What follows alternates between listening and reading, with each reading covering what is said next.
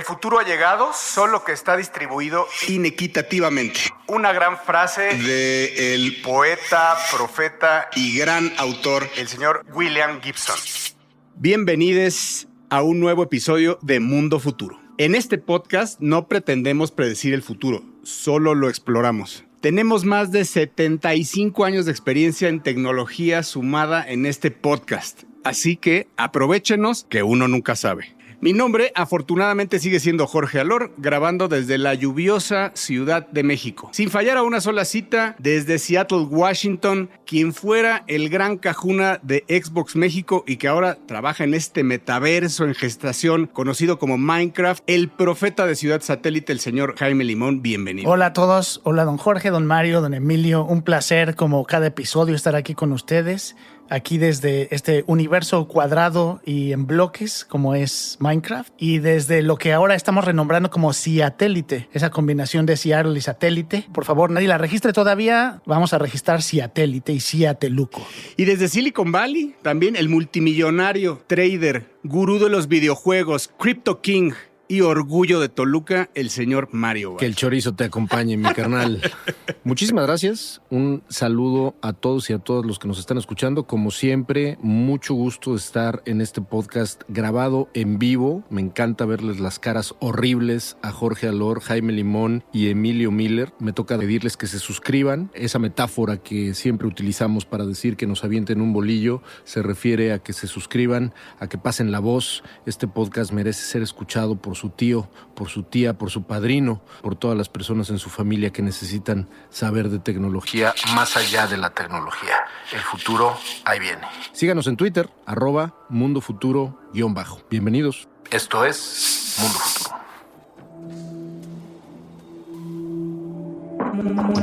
Futuro.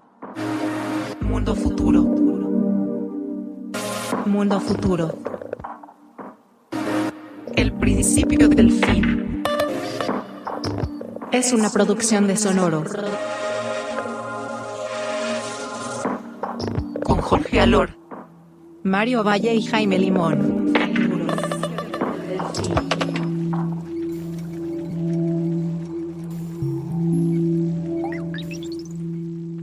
Bueno, y vamos a arrancar este episodio con un tema del cual platicamos bastante, que es la realidad virtual, pero esta ocasión vamos a hablar de una manera muy diferente. Generalmente uno piensa en realidad virtual y piensa en el futuro, y hoy queremos pensar en realidad virtual y el pasado, las memorias.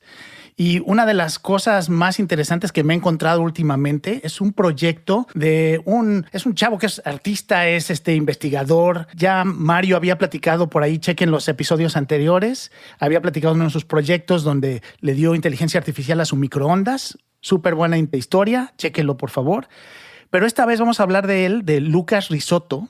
Y Lucas Risotto lo que decidió hacer en 2019 fue darse la vuelta, conocer el mundo, viajar por 20 países. Y todo esto lo hizo utilizando todo el tiempo, inclusive hasta cuando iba al baño, unos lentes, spectacles, que capturan todo lo que pasa pasaba alrededor de él en 3D. Me gustaría aclarar nada más para los que no conocen que los spectacles son los lentes de Snapchat, que tienen la particularidad de tener una microcámara en donde tú puedes estar grabando todo el tiempo y puedes estar, bueno, en este caso subiendo historias a Snapchat, ¿no? Pero él lo usó para estar documentando más bien lo que estaba sucediendo. Exacto. ¿No? Y la idea de esto era que no estaba documentando momentos especiales, sino que documentó todo lo que podía, su día entero, su día completo. ¿El sexo? Dijo que solo sexo fue la única parte que no, y por pensar en las otras personas, ni siquiera por él mismo, ¿no? O porque en realidad no tuvo ningún tipo de experiencia en ese viaje en realidad. Ese tamaño de nerd nadie lo pela.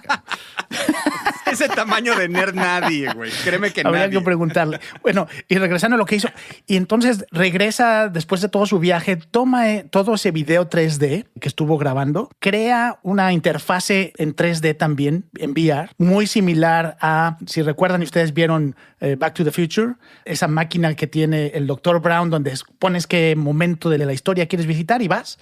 Eso es lo que hizo, y entonces lo programó para que le permitiera, a través de esa interfase, visitar y de alguna manera revivir, enviar cualquier día de todos esos días que grabó durante un año. Y lo que cuenta es que es una experiencia impresionante que jamás se imaginó. Porque, de nuevo, no son esos momentos importantes de la vida, sino el día a día, el haber platicado con una persona y haber tenido una conversación súper casual que después nunca olvidó. Porque no te podríamos decir de manera exacta, pero te podría decir que un 70% de lo que vives se te borra, ¿no? O sea, yo creo que lo tienes en estado latente y necesitan recordar. Oye, ¿te acuerdas de esa conversación que tuvimos en este Starbucks? Sí, como que me acuerdo. Pero si no, está en un latente y se te va, ¿no? Pero eso está impresionante que entres a esa conversación que tuviste en ese Starbucks de Acapulco, ¿verdad? En donde hablaste de esto y del otro y las caras que hizo lo tienes totalmente perdido. Exacto. ¿Te acuerdas de los highlights? Pues imagínense aquí el poder estar grabando todo esto, el poder revisitar tu historia. Y obviamente esto es un caso extremo, ¿no? Es alguien que tuvo que tomar muchas medidas y hacer muchas cosas técnicas para que sucediera. ¿Qué estarías pensando el 4 de agosto del 2021 cuando estabas haciendo popó en la mañana? Ni idea. O cuando conociste una persona que después se volvió importante en tu vida y que en ese momento a lo mejor no lo marcaste, ¿no? En tu memoria. Creo que obviamente este es un ejemplo y un ejercicio. Les invito, vamos a poner en el Twitter, de hecho él tiene un thread, un hilo en Twitter donde platica todo esto y hay un video de YouTube donde muestra estas memorias y cómo las revive. Pero creo que abre la puerta para pensar en un futuro donde toda esta tecnología pudiera ser más accesible y que cualquiera pudiera estar por la calle grabando toda su vida, no solo en video como hoy podríamos hacer, sino algo que puedas revivir en realidad virtual. Tengo dos cosas que pensar. Una es que me recuerda mucho al capítulo de Black Mirror de la serie de la primera temporada, en donde están esta pareja que van a una fiesta y ella le está acusando a su pareja de que estaba flirteando con una chava y entonces le dice que no y entonces en ese momento dice, a ver, vamos a poner todos el video. Y entonces se ve como si, ¿no? Lo comparan con el de ella y está muy bueno.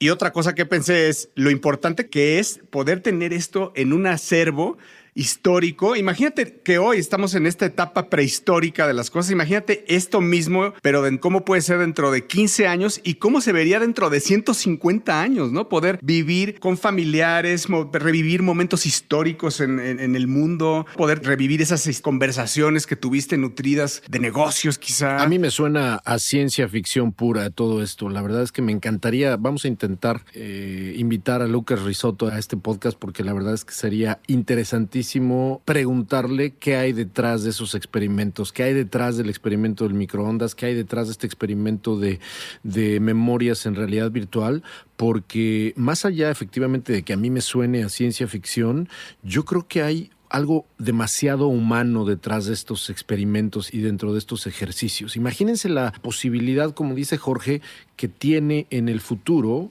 Yo me imagino un futuro en donde todas las personas que queramos podemos entrar a este modo en el cual podemos grabar, a lo mejor no todos y cada uno de nuestros minutos de nuestras vidas, pero momentos específicos que queden grabados en 3D y que haya un opt-in para que nosotros podamos regresar como regreso a Google Fotos. Yo creo que sí vamos a tener grabado toda la vida. La verdad, así como redundancia. O sea, vamos a tener esta redundancia para que puedas ir a visitar momentos. Tu backup.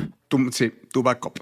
Yo sí creo que por ahí. Ahorita nos estamos imaginando unos lentes como los de Snapchat, pero la verdad es que no van a ser así. No, al rato es gracias a Neurolink y una conexión vía satélite, ¿no? Sí, y al final creo que lo que es muy diferente que hoy vivimos es, hoy muchas de estas cosas puedes hacer con video, pero como nosotros sabemos, como ahora que hemos estado entrando a utilizar realidad virtual y para quien ha utilizado realidad virtual, el poder entrar a la memoria es bien diferente, ¿no? Lo experimentas de otra manera. Hay una empresa que se llama Vivid, que tiene una página web donde quieren ofrecer un software donde también tú puedes capturar video en 3D de manera sencilla con tu celular y lo que te permite entonces es poder regresar a lugares en donde estuviste y revivir esas memorias en 3D. Entonces no estamos tan lejos. Todo esto suena como si ciencia ficción o son, como dijo Jorge, es la prehistoria, pero esto seguramente va a avanzar y va a dar para mucho más y probablemente cambie la manera en que ponemos o no ponemos atención a nuestra vida diaria. Y no solo eso, sino que va a desencantar de muchas formas, porque al final, como lo decía Jorge, uno recuerda su vida y se la narra a sí mismo o a sí misma desde una perspectiva mucho más dramática, mucho más protagonista, mucho más como importante.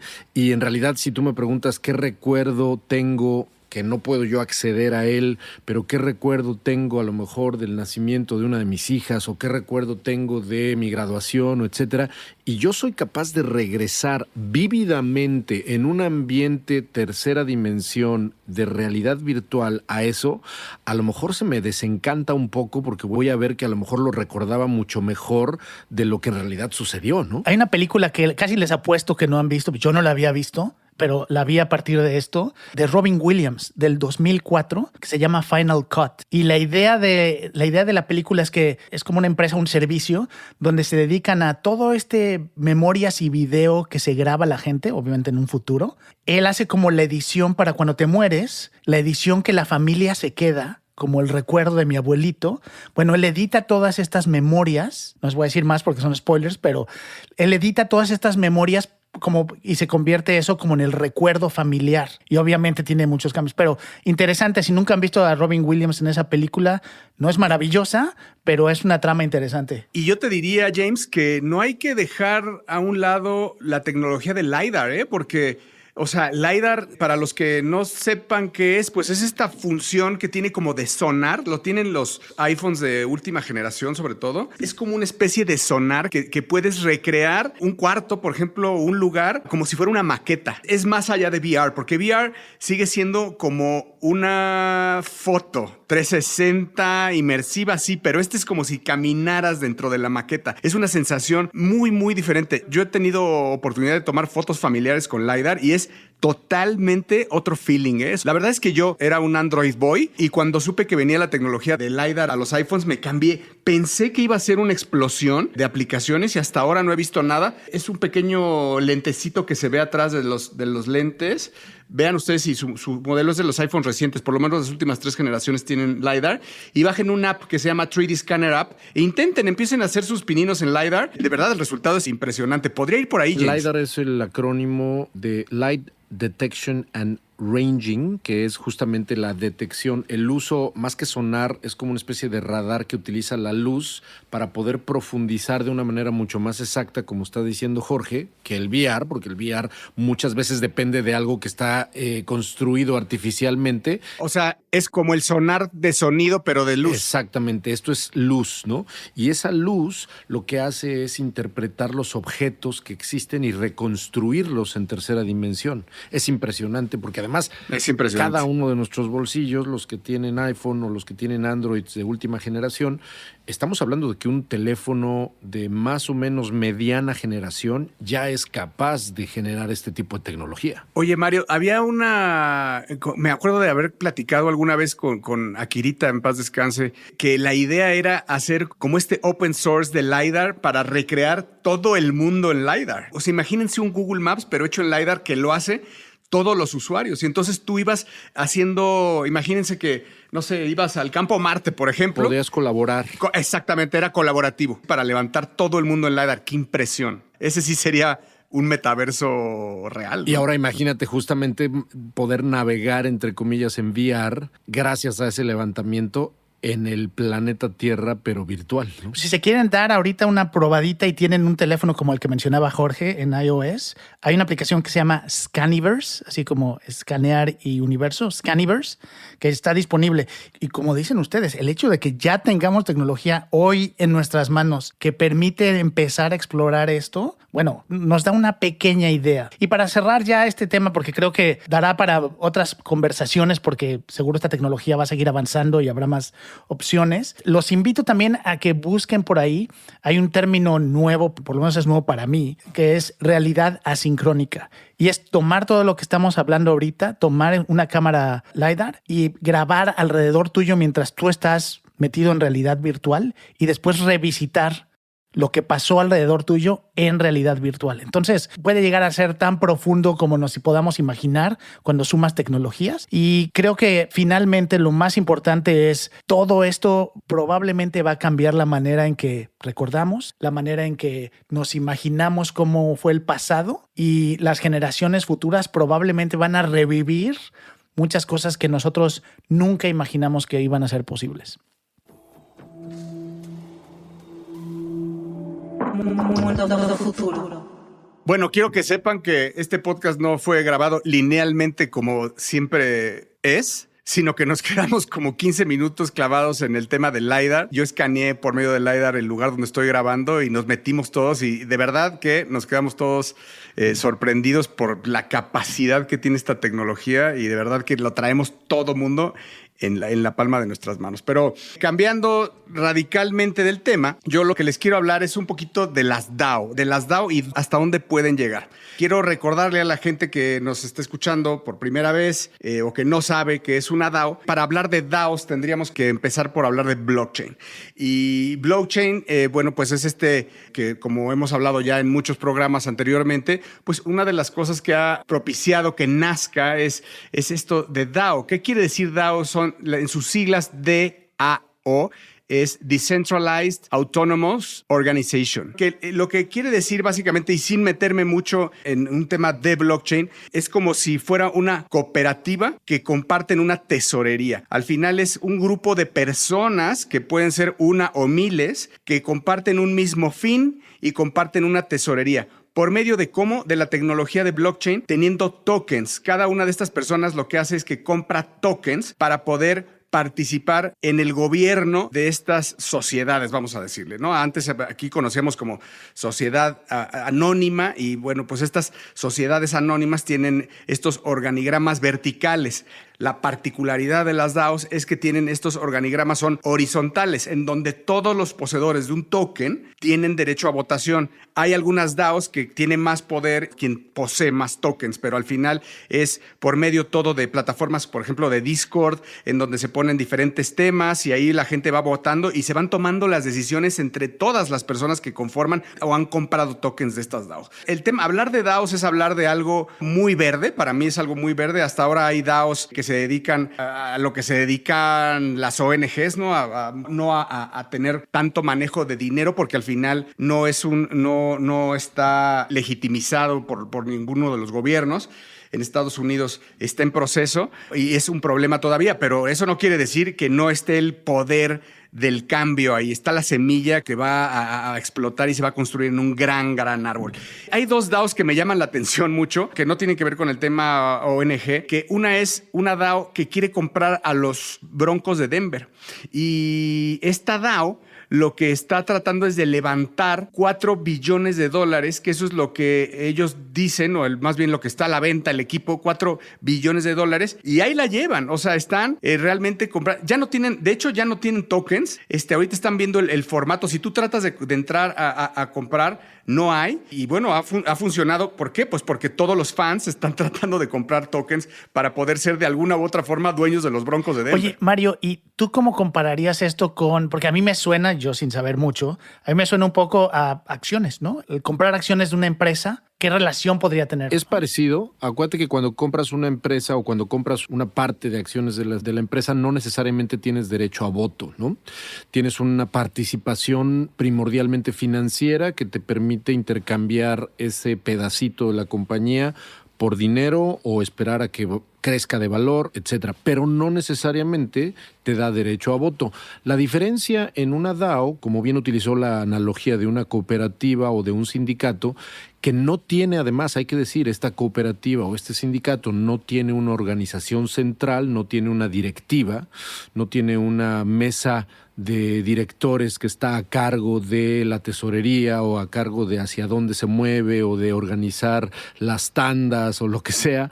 Lo que en realidad aquí está sucediendo es que cada una de las personas o de las entidades que tienen un token están completamente horizontales, ¿no? Y por eso es que se llama no solamente descentralizado, sino autónomo, porque entonces a través de los votos que todos y cada uno de los participantes de la DAO tienen, es como se toman decisiones, ¿no?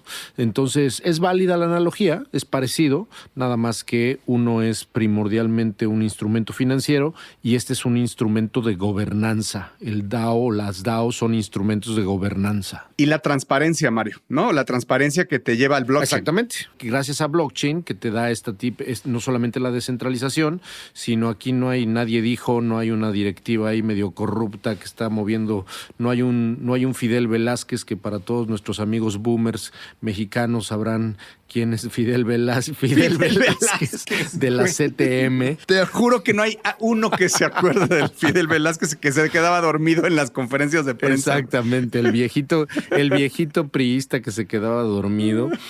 Chiste muy local político mexicano, pero bueno, el punto es, aquí no hay sindicatos oscuros, hay esa transparencia a la cual se está refiriendo Jorge, ¿no? Así es. Si a ustedes están interesados en pertenecer a esta DAO, pueden verlo en Google y se llama Buy the Broncos. Compralosbroncos.com, ahí está. O también pueden seguir su cuenta en Twitter, que es @BuyTheBroncos.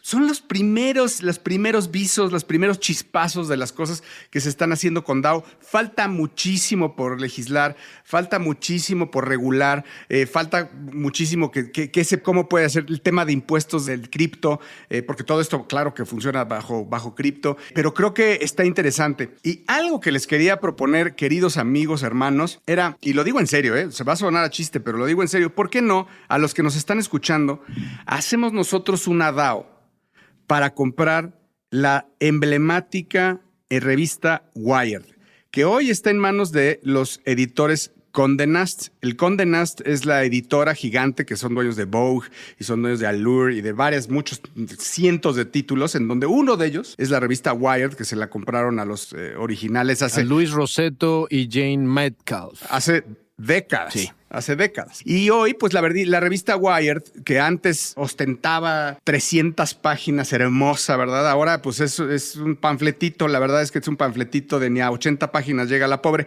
Claro que tiene una presencia digital importante en el mundo, por supuesto que muy importante. Es una cabeza importantísima en el mundo de la tecnología. Pero, ¿por qué no? Imagínense que lo de los creadores de Sputnik se hace una DAO que compra Wired. Les voy a hacer las cuentas. Más o menos, yo creo que Wired debe de costar, en números sobre las rodillas, $70 millones.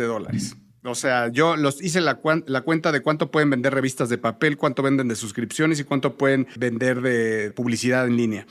Mi número me llegó a $35 millones, $40 millones, multiplicado por un factor de 6. Y sobre eso estoy llevándolo al doble por el peso y el tema que tiene la Intellectual Property de Wired, de la cabeza. Y creo que si fuera así, amigos, tendríamos que juntar 10,000 personas en todo el mundo, fans de Wired, pagando un token de $7,000 cada uno.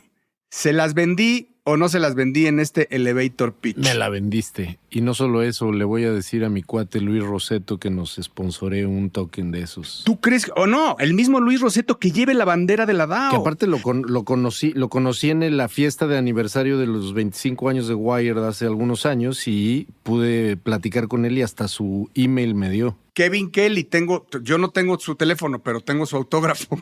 Le puedo decir a Kevin Kelly, imagínate, Negroponte, Kevin Kelly, todos recuperando lo que fue de ellos mediante una DAO. Está hermoso, está hermoso. Es más, imagínate, por último, James, compramos entre todos un anuncio de papel dentro de Wired en donde le diga a todos los lectores que cuesta 7,000 el token. Aquí seguramente tenemos algunos fans de la revista Sputnik, que hay que decirlo, lo hemos dicho varias veces, la revista Sputnik se inspiró en muy buena parte en la revista Wired, que en los años 90 cambió la vida de muchos de nosotros, incluidos los tres aquí presentes, pero la verdad es que si es en serio, que no lo dudo que lo sea, a mí me suena muy lógico. Es en serio y quiero oír la opinión de mi maestro y guía. A mí me emociona y al mismo tiempo me conflictúa, porque es como si me dijeras, vamos a comprar la Biblia, vamos a comprar algo así sagrado. Para mí, Wired, sobre todo, ustedes saben, lo compartimos, ¿no? Durante mucho tiempo era la guía de lo que venía y lo que se podía hacer ¿no? Al hablar de tecnología. Yo le entraría, pero así me siento como Indiana Jones cuando encuentra el arca perdida. Lo encontré, pero igual y cierro los ojos porque suena como herejía, ¿no? Vamos a entrarle a algo, pero sobre todo si pudieras tener a la gente que estuvo ahí al principio, ¿no? Eso es lo que a mí me encantó. Señores, perdónenos que estamos aquí haciendo un business plan pero es en serio, es en serio. Así que quien quiera, escríbanos a Twitter. A Twitter vamos haciendo ese whitelist en Twitter, @mundofuturo_. Si son fans de Wired, adelante. Y si lo que quieren es simplemente hacer historia, adelante. Mundo futuro. Oigan, pues qué maravilla de temas tocaron, tan entusiastas, optimistas como siempre, mis amigos. Qué bonito LiDAR, qué bonito las DAO, la descentralización, la gobernanza horizontal que nos da blockchain. Qué bonito los recuerdos y las memorias construidas de realidad virtual. El futuro es brillante, compañeros. El futuro es esperanzador. ¿Qué creen? Yo les voy a hablar de cosas oscuras, apocalípticas, tristes, alarmantes y muy serias, porque tiene una parte muy seria esto que voy a decir.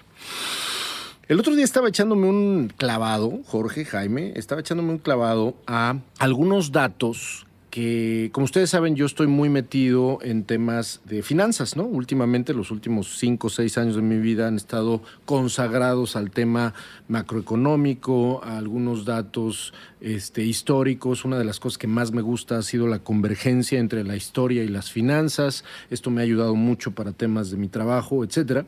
Y el otro día me estaba yo echando un clavado muy serio alrededor de la evolución del crecimiento de la población mundial desde prácticamente los inicios en los que se tiene memoria, en los que se tiene, digamos, registro. Más para que se den una idea, terminé echándole un ojo a los distintos escenarios y a los distintos forecasts de dónde puede caer la población en los siguientes, no solamente 100 años, sino en los siguientes 300 años.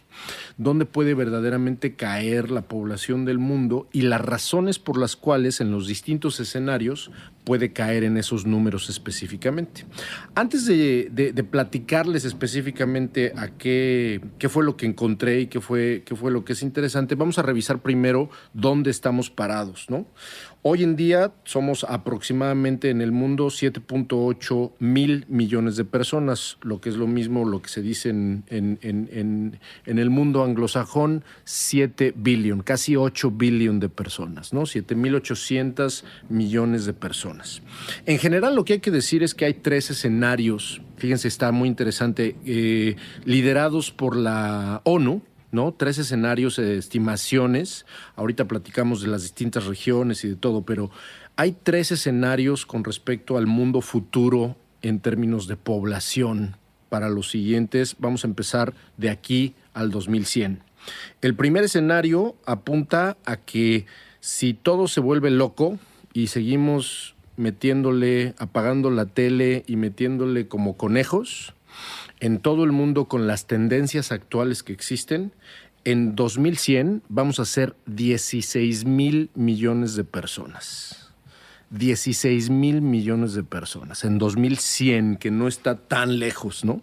No está tan lejos. Ese escenario está muy loco, Mario, porque yo el más alto que había escuchado ya era del mundo explotando, era de 10,000. Ah, es que justo a eso va. Vamos a llegar a un mundo donde va a llegar las otros escenarios que tienen que ver justamente con la disminución de la población, es que vamos a llegar a un lugar en términos poblacionales donde el mundo, el planeta Tierra va a decir, como si fuera un organismo infectado por un virus llamado ser humano, sáquense de aquí, cabrones. Voy a eliminar a un trancazo, no necesariamente matándolos, sino va a eliminar la tendencia poblacional para que entonces puedan suceder los escenarios más bajos que te voy a decir. Hay un escenario medio que para el 2100 calcula que vamos a ser más o menos 11 mil millones de personas, que también está bastante fuerte, ¿no? Bastante fuerte. 11 mil millones de personas dadas las condiciones que tiene la Tierra hoy en día, es un acabose del ecosistema. Es que hace pocos años éramos 5,000 millones. Vamos a hablar de hace 15 años. Es el doble de hace 15 años y ya no podíamos. En 1950 éramos 2,000 millones de personas, cabrón.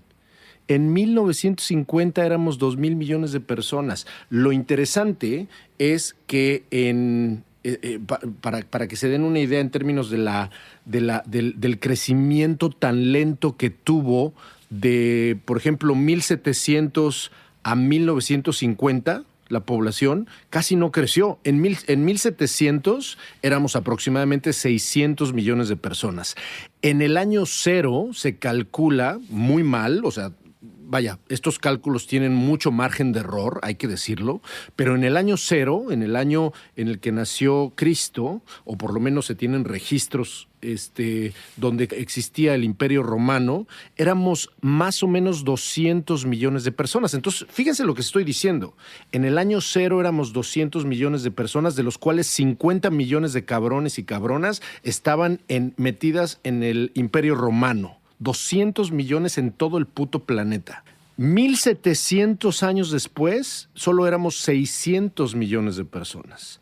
Gracias a muchísimas disrupciones que hubo, por ejemplo, la peste bubónica y todas las enfermedades, que la tasa de mortalidad era altísima, ¿no? Y la edad a la cual puedes llegar a vivir, ¿no?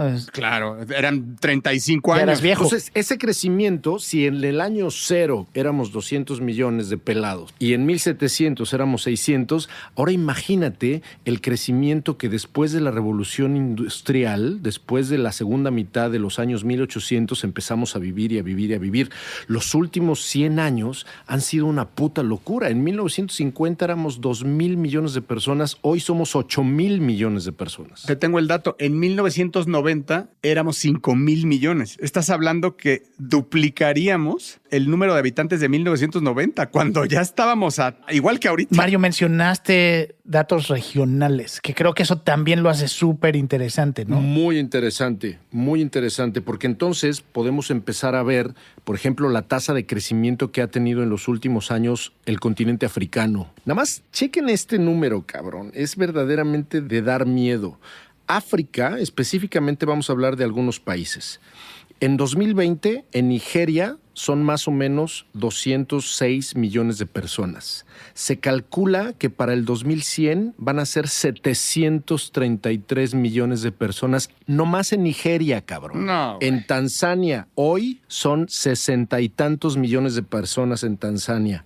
En 2100 van a ser 290 millones de personas. Entonces, ¿el crecimiento se está viendo más en África en base a esos datos? Estoy yéndome al extremo porque el crecimiento en realidad está asociado a países pobres. La razón por la cual estaba yo echándome un clavado a esto es que la desigualdad y la relación de la desigualdad y del futuro de la desigualdad tiene mucho que ver con el crecimiento demográfico. Que no llega a todos equitativamente. Que no llega a todos equitativamente, como lo dijo la frase del gran William Gibson al principio de este programa, en voz de mi sensei Jorge Alor.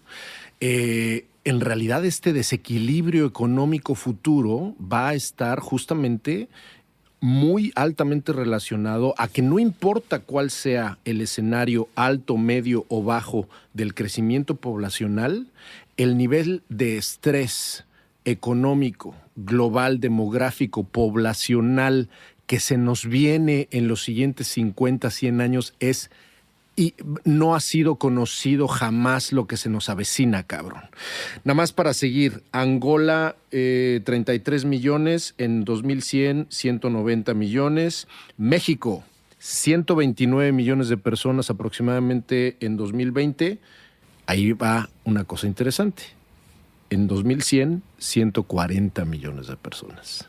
Yo creo que el número que más me impactó fue el de la República Democrática de Congo, donde hoy en día son 90 millones de personas, en 2020, 2021 son 90 y tantos millones de personas, y se calcula que para el 2100 podrían llegar a los 360 millones de personas. No da. ¿Con qué energía? con qué comida, con cómo lo vamos a alimentar, en qué tierras vas a sembrar eso, ¿no? O sea, vaya, ni aunque digamos que hay comida lab growth, cultivada en laboratorios, de todas formas no da. O sea, no te dan las cuentas con esa cantidad de personas. No puede ser. Y algo que no sé si se toma en cuenta ahí es la migración, porque hoy lo que vivimos es que mucha gente en países pobres pues tiene que escapar y buscar opciones en países donde hay más trabajo, donde a lo mejor hay más industria. Entonces, imagínate este volumen de migración de África, por ejemplo, a Europa. Va a ser una locura. Por eso ves a mucha gente empujando a invertir en África para poder controlar un poco, ¿no? Y algo que no tomas en cuenta, James, y que le suma a tu tragedia de la migración es la longevidad. Porque entonces no nos enfermamos y entonces tampoco hay plazas de trabajo, ¿no? Tampoco porque están agarradas de la gente que ya ahora va a vivir para ese momento que dice Mario, la gente que con recursos vivirá 120 años. Imagínate en un mundo donde todos somos inmortales, cabrón, ¿no? Imagínate en un mundo donde no nos enfermamos ya. Lo que es más impresionante y shock de todo es que en los 3 escenarios de la ONU, de aquí, ahora ya hablemos del mundo futuro, pero futuro en serio, hablemos del 2300, del 2200, ¿cuáles son las perspectivas? Si es que no nos cae el puto asteroide o si no nos acaba una pandemia, en realidad, James, está súper interesante. El escenario alto de la ONU para el 2300 son 36,000 millones de personas. ¿Cómo nos vamos a acomodar? ¿Quién sabe? Pero hay un escenario bajo que desde el 2050 hasta el 2300 lo único que hace la población de la Tierra es disminuir, y disminuir no poco, ¿eh? Más o menos para que se den una idea, el escenario bajo de la ONU apunta que en el 2050 de 7.8 mil millones de personas que somos ahora, en 25 años podríamos llegar a ser solamente 7,400 millones de personas. ¿Qué asume ese número? Asume que la población, por un lado, el índice de fertilidad, como en Europa y en el resto del mundo, se estabiliza. La gente no quiere tener hijos, las decisiones alrededor de tener hijos disminuyen, el modo de vida en los países desarrollados, como lo hemos visto en muchas películas de ciencia ficción, se convierte en un modo de vida completamente individualista, donde nadie está interesado en tener hijos, por ejemplo, pero también influido por temas como enfermedades y como todo eso. El punto es que para el 2200... este escenario toma en cuenta una posibilidad, porque hay que decir que todos los documentos, todas las investigaciones alrededor de la creación de forecast de población es uno de los ejercicios más especulativos. Nadie sabe hacia dónde vamos, pero todos y cada uno de los escenarios tienen su concisa y muy bien fundamentada razón de ser. Para el 2200 hay un forecast que apunta que seríamos 3,200 millones de personas. O sea, de alguna manera vamos a valer madre más de la mitad de los que ahora estamos. Va a dejar de nacer la gente, va a morirse un chingo de gente por las razones que quieras, y para el 2300 va a haber solamente 2,300 millones de personas en el mundo. El número ideal de habitantes en el mundo dice que son 1,000 millones. 1,000 millones. Así que... 1,000 millones de personas. Para eso nos da la Tierra. Así que andamos excedidos. Entonces, este tipo de declive en el crecimiento anual de, tanto por índices de fertilidad, por el crecimiento, por la razón que sea de la población, está mucho más del lado que podría alcanzar un pico en 2100, la cantidad de estrés, más o menos en 9.5 billones de personas, 9,500 millones de personas, el mundo llega a un límite en el cual empieza a agarrar un plató, una horizontalidad en la tendencia, y de ahí empieza a bajar y a bajar y a bajar y a bajar y a bajar, hasta que más o menos en 2100 alcanzamos de nuevo un número entre 6,500 y 7,000 millones de personas. Es decir, 1,000 millones de personas menos de las que somos ahora. Pero sigan comprando NFTs. Sigan grabando en live. Por lo tanto, yo estoy convencido, y es mi lado optimista después de dar toda esta nota negativa, estoy absolutamente convencido que tenemos todavía tiempo para corregir el rumbo, y que eso no quiere decir que dejemos de tener hijos todos y que ya nadie nazca nunca más. Lo que en realidad tiene que ver es con esta conciencia que a veces nos falta desde lo pequeño, desde lo diminuto, desde lo regional, cuando se trata, ya no digas de tener o no tener hijos, sino de verdaderamente educar a los que tienes, ¿no? Así es enfrentar el problema con una estrategia detrás y educación, como se enfrentó el cambio climático y con ese gran challenge que tenemos enfrente con esto al 2030, ¿verdad? Donde toda la humanidad se juntó para enfrentarlo y hay acciones muy concretas, ¿no? Y políticas concretas, educativas. Desde el punto de vista político y privado y de educación, está en la agenda. El tema ambiental no ha estado en la agenda mundial, el crecimiento desmedido demográfico, ¿no? Nos estamos confiando. Señores, pues arriba corazones, no se nos achicopale. Mientras nosotros les vivamos, nada les va a faltar. Pues por lo menos otros 4 años aquí estaremos con ustedes. Pues muchas gracias por acompañarnos en este programa, que conste que empezó prendido y Mario lo terminó de hacer añicos el LiDAR de James, el DAO de Wire. Estoy a sus órdenes en @BillBenny para sus comentarios, familia. A sus órdenes para saludarlos. James, ahí está, @BillBenny, si quieren seguir a Mario y tener un bonito día. James, ¿dónde te pueden seguir? En Twitter es @MrLemon. Y un servidor, El Padrino, @ElPadrino.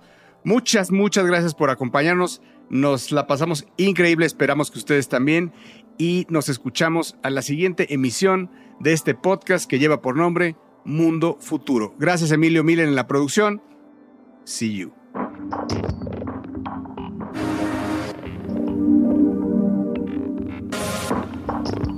Mundo Futuro.